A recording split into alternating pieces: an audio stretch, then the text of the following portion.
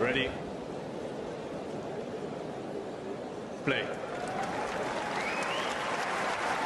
On to talking about the potential opponent for, well, not the potential opponent, but the opponent for Sinner, who is, of course, Ben Shelton. Before we get to like talking about the actual match, let's just mention the win that he got today over Lorenzo Sonego, which, recently I remember this amazing stat that Sinner was 47-0 in his last 50 matches when not facing Alcaraz, right?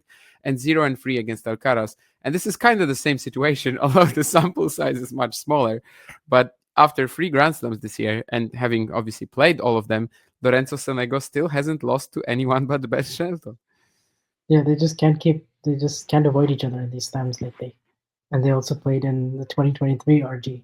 So they've played a lot. Like Ben has only played 12 majors or something, and like 4 of them he's faced Sonego. So pretty wild. He seems to, obviously Sonego was also coming off of that 5-hour win against Nakashima.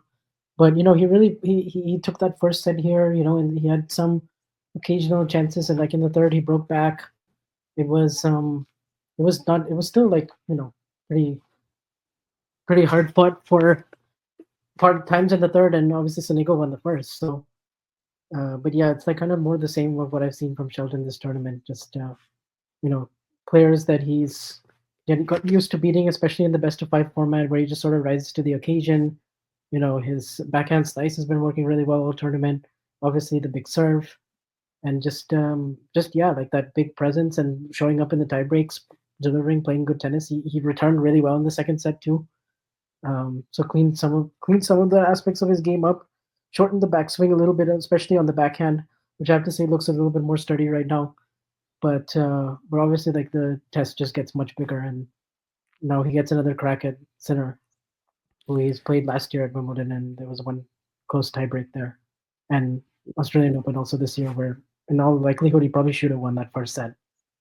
So Yeah, last year he obviously also arrived in the Sinner match really wiped out after the previous 5 setters. His fault, definitely, but he really didn't have a good like chance to compete there.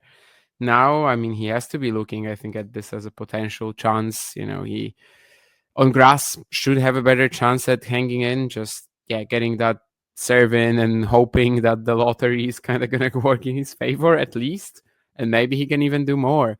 Obviously, he's an amazing slam player. There's a lot of stats that you could potentially go for, which kind of show that he's basically been performing in these events so much better than the rest of the tour.